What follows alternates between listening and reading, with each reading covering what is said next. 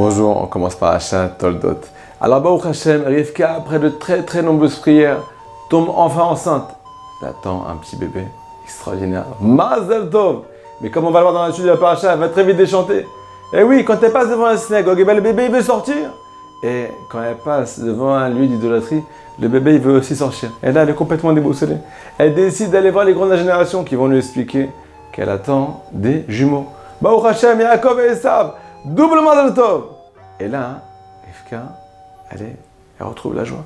Elle retrouve la sérénité et elle passe une grossesse extraordinaire. Elle est complètement rassurée. Tout le monde se pose la question. Quand tu crois que tu as vécu un bébé, tu étais complètement déboussolé. Maintenant qu'il y en a deux, tu as retrouvé le bonheur. Mais qu'est-ce qui s'est passé? Tu n'as pas peur qu'un de tes enfants aille dans le mauvais chemin? Pour répondre à cette question, je vais vous ramener les paroles du Netivot Shalom extraordinaire. La plus grande peur des mamans du peuple d'Israël, c'était que le bien et le mal soient mélangés. En l'occurrence, un seul bébé qui désire le bien et le mal.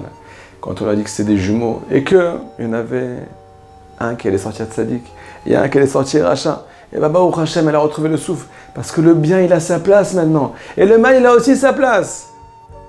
Il faut savoir que toute la réparation des mondes supérieurs et les âmes du peuple d'Israël, l'âme de chacun de nous, dépend de ce principe.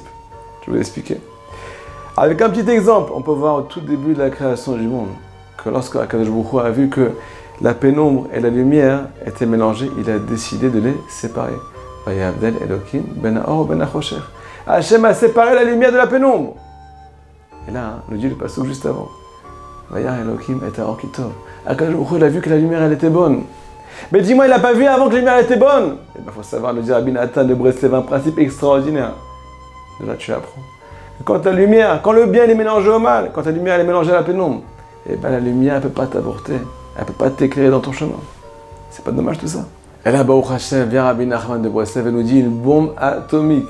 Sache que tout le principe de notre paracha, tout le principe de la création du monde se retrouve en chaque juif. Eh oui, nous aussi on a le bien et le mal qui sont mélangés en nous. On ne fait pas la différence entre nos qualités et nos défauts.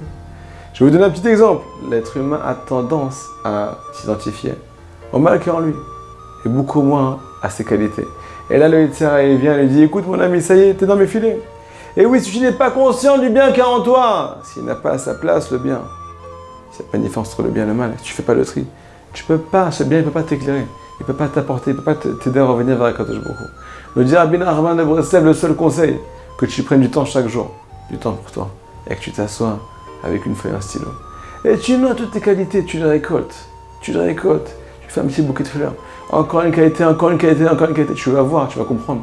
Tu vas enfin prendre conscience que ce bien, il existe, il fait partie de toi. Comme tu le croyais à 5 minutes.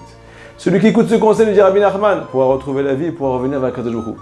Ce qui n'est pas le cas de celui qui ne le fait pas. Shabbat Shalom.